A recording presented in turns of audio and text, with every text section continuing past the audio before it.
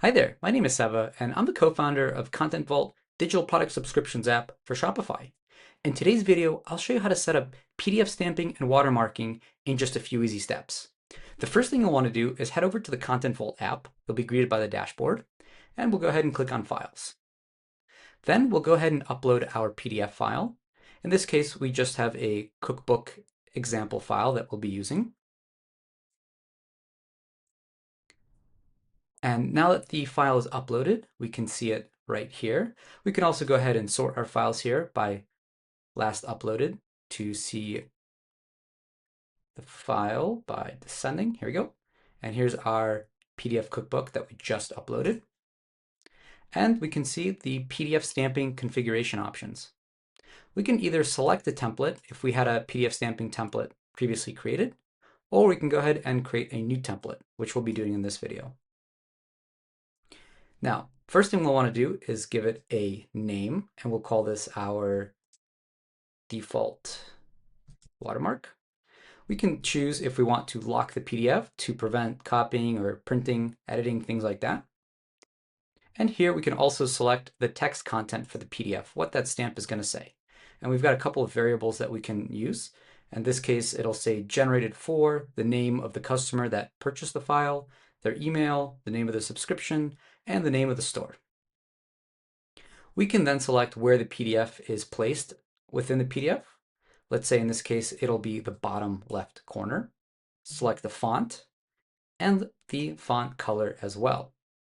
Let's just do a nice blue color. And we could also decide if we want the stamp to show on all pages, let's say the first page, the last page, that can be set here. Now, once we're happy with our settings for the PDF stamping watermarking, we'll go ahead and click Save. And click back on Select Template. Select the template that we created and click Save on that. And that's it. Now you've added PDF stamping on your product.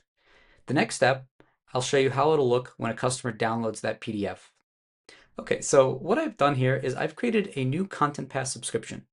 With this subscription, if a user purchases our cookbook subscription, they'll get access to all the cookbooks on our store, which we can see that we've set up here under our digital product configuration. So far, we just have this one cookbook, and we went ahead and we linked up our file where we did the PDF stamping and watermarking to this product. So in essence, when someone purchases this cookbook subscription, they'll be able to download our other PDF cookbooks on the site as part of that subscription. We'll do a quick test. We'll go ahead and purchase this subscription. And this is going to be our bogus gateway, so we can just fill this out. Go ahead and pay now. Perfect. So our subscription is now active. Then we'll go ahead and go back to our site. Make sure that we are logged in as we are. And now if we refresh the page, we'll see the download button here for our cookbook. We'll go ahead and click download. We'll go ahead and click download. And our file has been downloaded. We'll just go ahead and open that up. And we can see here is our watermark, and that's going to be on every page of the PDF.